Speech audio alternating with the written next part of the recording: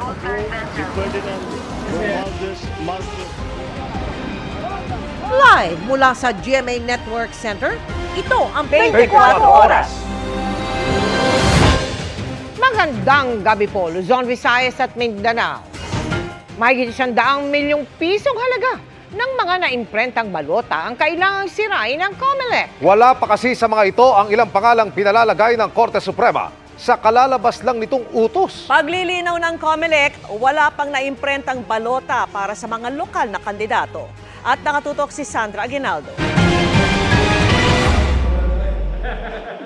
Kagabi pa inihinto ng COMELEC ang pag-iimprenta ng balota sa National Printing Office. Ito ay matapos magpalabas ng Temporary Restraining Order o TRO ang Korte Suprema kaugnay sa petisyon ng 5 aspirant. Hindi sila inilagay ng COMELEC sa mga inimprenta ng balota dahil 2 sa kanila ang idineklarang nuisance candidate, habang ang iba dinisqualify, nireject ang aplikasyon o kinansela ang Certificate of Candidacy. Pero sabi ng Korte Suprema, dapat isama sila sa balota. Sisirain naman ang mga balotang naimprenta na. Sumulat na ang COMELEC sa Commission on Audit para ipaalam ang gagawing pagsira. Inimbitahan silang saksihan ito. Ito yung bahagi ng mga balota na tinatayang nasa 6 million na sinasabi ng COMELEC na naimprenta na nila pero hindi na nila magagamit. Sa pagtaya ng COMELEC ay nasa 150 million pesos ang nagastos na nila sa pag-iimprenta ng mga balotang ito. Susundin din ang utos ng korte na idagdag ang pangalan ng 5 aspirant sa mga bagong imprentang balota, kahit pa hindi ito madali ayon sa COMELEC. Pinag-utos po kaagad natin na baguhin yung election management system. Isang sistema po yan na naandun lahat yung nilalaman ng paano at ano ang mga iimprenta ng mga balota.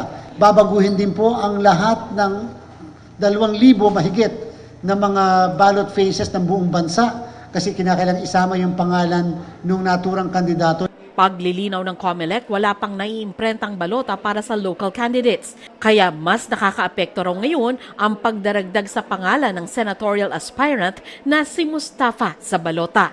Alphabetical kasi ang pagkakasunod-sunod ng pangalan, kaya mababago ang numero ng mga aspirants sa ilalim niya. Ang kinababahala ng COMELEC, meron pang ibang petisyon tulad dito sa Korte Suprema. Pa-imprenta muli kami ng balota tapos po may dumating muli na panibago pong directive at hindi po ito pag-pressure sa ating Korte Suprema with all due respect. Uulitin po muli kung lalo pat ang posisyon na involved ay national position. So back to zero po uli kami. Lagi kami back to zero ng back to zero kung meron muli na makukuhang temporary restraining order upang magdagdag ng pangalan sa ating pong balota.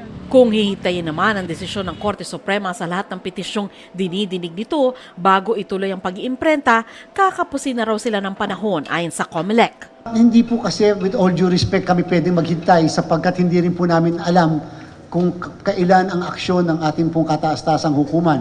Hindi naman po kami pwede dumulog sa kanila sapagkat independent body ang COMELEC at syempre ginagalang natin sobra ang independence ng Korte Suprema.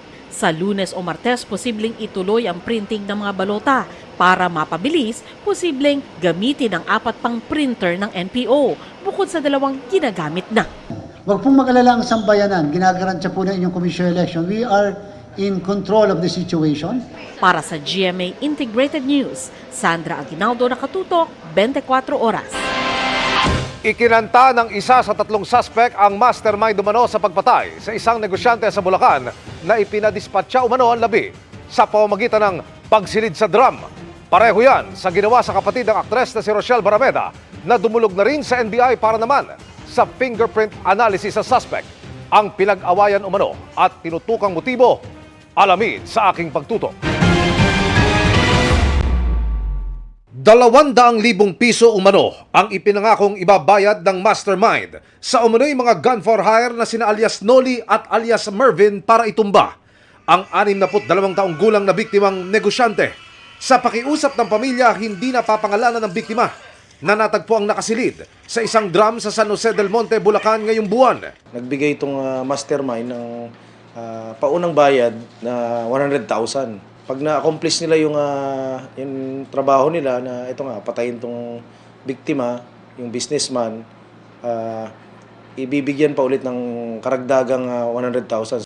Ayon sa QCPD, Kasama sa utos ng mastermind na kuna ng video ang biktima bago ito patayin hanggang sa isilid sa drum sa Kaitapon, Kalaunan.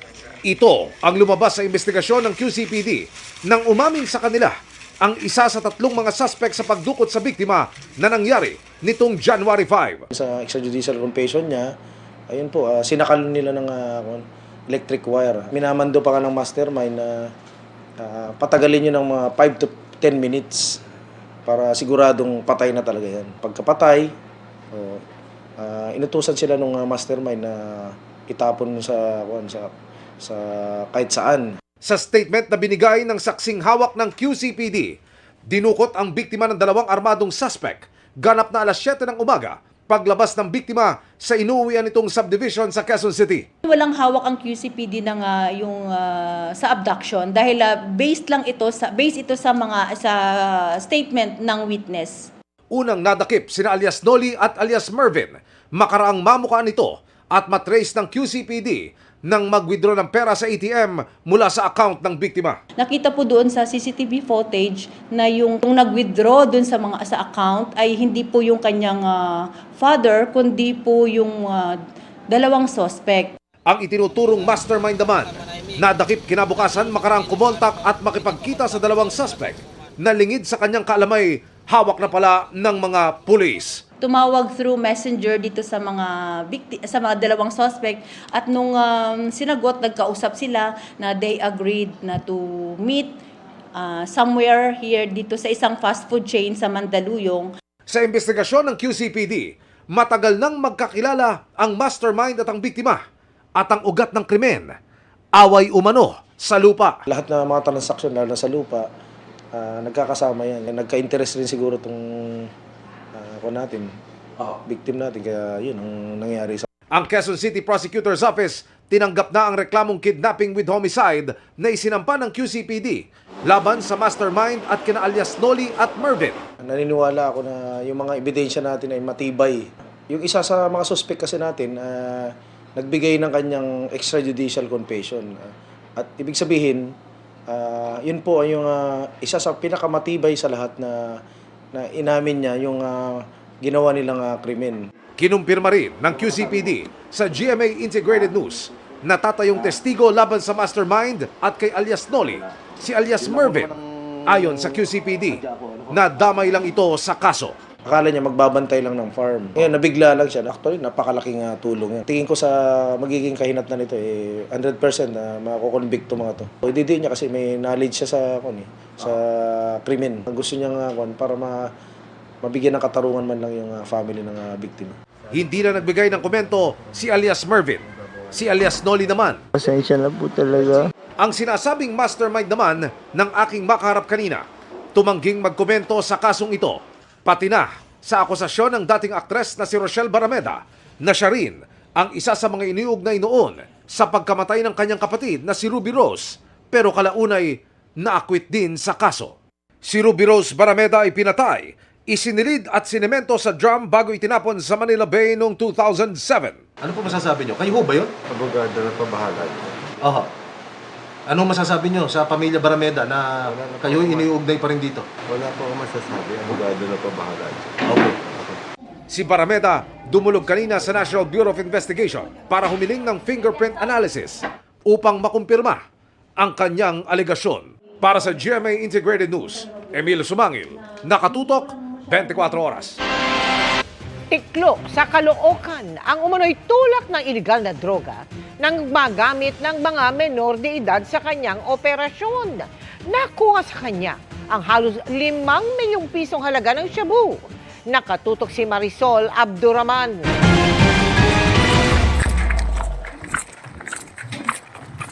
Nagtakbuhan ang mga operatiba ng Drug Enforcement Unit ng NPD papasok sa bahay na ito sa Caloocan City.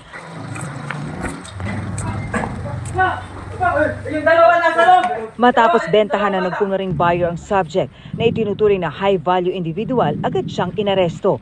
Huli rin ang 15 at 17 anyos na kasama ng suspect. Sabi nga doon sa information na siya yung nagpapakalat ng illegal drugs dito sa may area ng Phase 12. Naging barangay captain siya sa Marawi. Ano daw to parang commander doon sa Mindanao. Tinitignan namin kung may mga warrant of arresto kasi may mga involvement nga sa murder cases. Bukod sa 25 na gramo ng shabu na nakuha sa mismong transaksyon, na-recover din sa kanya ang mahigit 600 gramo ng shabu na nagkakahalaga ng 4.25 million pesos. May mga operations na malalaki dito, nawawala siya, babalik siyang probinsya niya, then pag maluwag na, babalik na naman sa market niya. Sa impormasyon ng Drug Enforcement Unit ng NPD, ginagamit daw ng suspect ang mga menor de edad na taga-distribute ng mga illegal na droga. Since minor, akala nila is exempted sila from criminal liability. Kanina, isinailalim sa drug test at medical examination ang tatlo. Sasampahan sila ng paglabag sa RA 9165 o Comprehensive Dangerous Drugs Act. Habang ang dalawang menor de edad itinurn over sa DSWD. Wala pang pahayag ang mga suspect. Para sa GMA Integrated News, Marisol Abduraman, nakatuto 24 oras.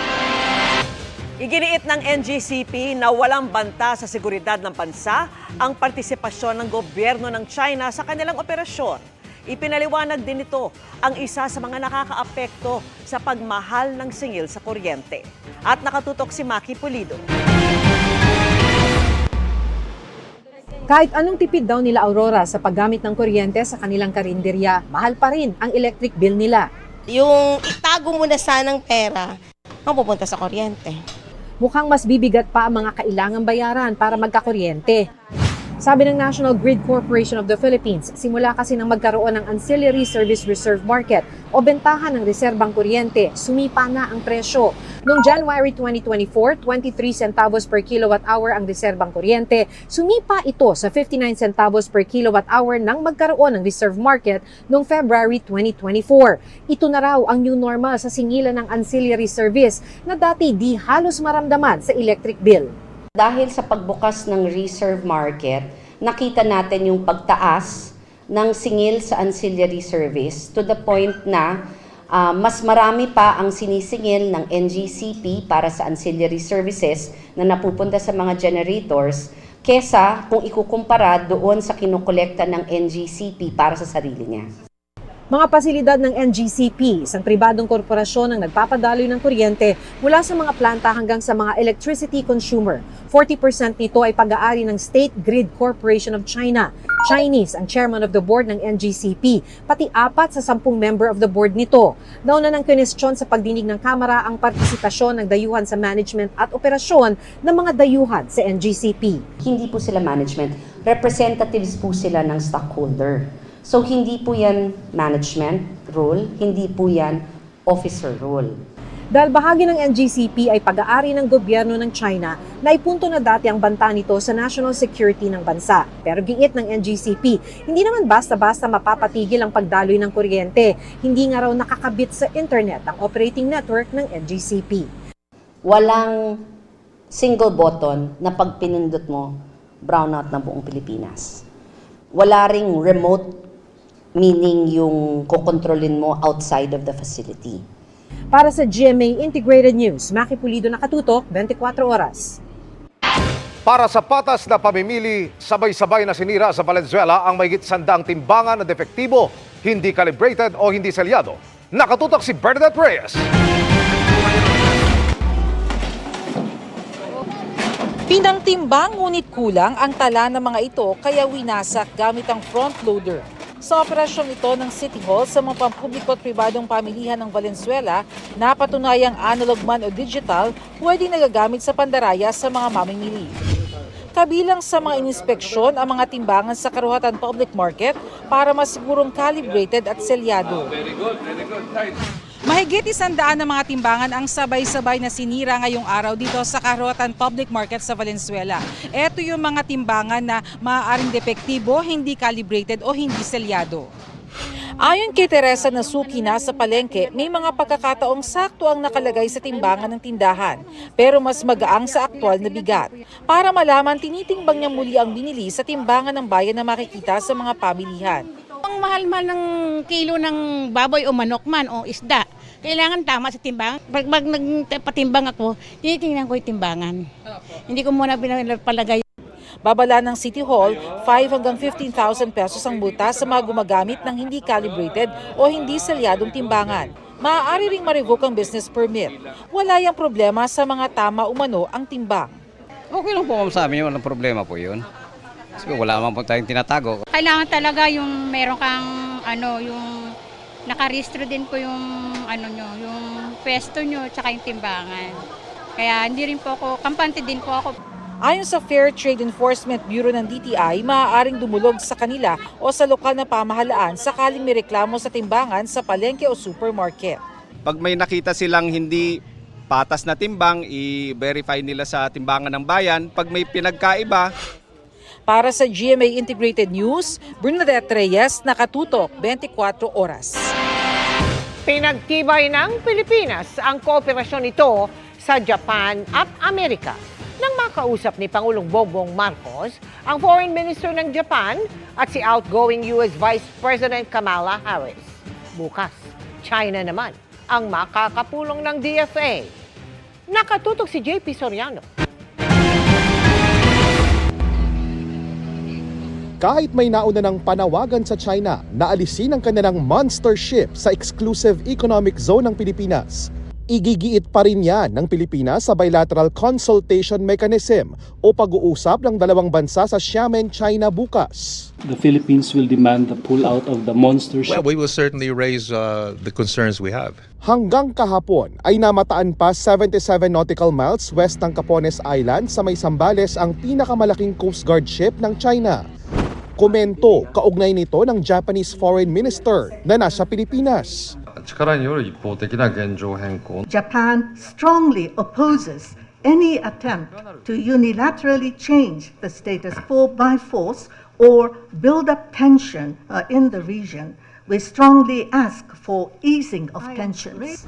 Nakipagpulong si Minister Iwaya Takeshi kay Pangulong Bongbong Marcos para pagtibayin ang mga nabuong kasunduan ng Pilipinas at Japan, kabilang na ang trilateral cooperation ng dalawang bansa sa Amerika. Japan will continue assistance to the Philippines, including the OSA in enhancing maritime security and ODA for improving maritime safety capabilities. We stress the importance of adhering to international law, especially the 1982 UNCLOS. And we will work together, leveraging our strengthened strategic partnership with other like-minded states. Pinuri rin ng Japan ang mapayapang hakbang ng Pilipinas para ipaglaban ang karapatan alinsunod sa 2016 arbitral ruling na nagbabasura sa 9-line claim ng China. Napag-usapan din ang rule of law at karapatan ng Pilipinas sa West Philippine Sea sa pag-uusap naman sa telepono ni na Pangulong Bongbong Marcos at outgoing US Vice President Kamala Harris. Wala pang direktang tugon ng China kaugnay sa pahayag ng Japan at ng DFA. Bagamat nanawagan ng Foreign Ministry ng China sa Pilipinas na itigil ang mga anilay mapanghimasok umanong aktibidad at mapang-udyok at umano'y maling akusasyon. Para sa GMA Integrated News, JP Soriano, nakatutok 24 oras. Bumaba po ang net satisfaction ratings ng 5 pinakamataas na opisyal na bansa batay sa Social Weather Station Survey mula nitong December 12 hanggang 18. Sa survey na isinagawa nitong huling quarter ng 2024, 51% ang nagsabing nasisiyahan sila sa pagganap ni Pangulong Bongbong Marcos sa kanyang tungkulin. 32% naman ang hindi nasisiyahan habang 16% ang hindi tiyak kung nasisiyahan ba o hindi. Itinuturing na moderate ang plus 19 na net satisfaction rating ng Pangulo, mas mababa kumpara sa plus 32 net satisfaction rating noong Setyembre na itinuturing na good.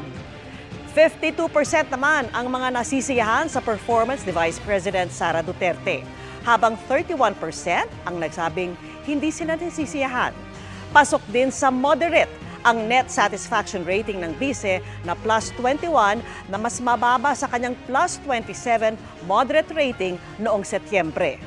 Bumaba rin ang net satisfaction rating ni Senate President Cheese Escudero na mula sa plus 47 noong Setyembre ay naging plus 42, nananatili ang pasok sa good net rating. Mula naman sa plus 20 na moderate net satisfaction rating ni House Speaker Martin Romualdez, naging plus 9 ang kanyang rating na itinuturing na neutral. Bumaba rin ang kay Chief Justice Alexander Resmundo na plus 14 mula sa dating plus 23 net satisfaction rating. Nanatili yang moderate.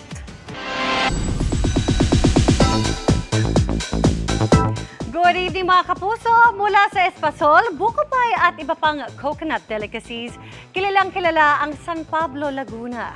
Kaya naman puno ng pasasalamat ang mga taga doon na nag-celebrate ng Coco Festival at dinaluhan ng Kapuso and Sparkle Stars. May report si Diane Loceliano ng GMA Regional TV.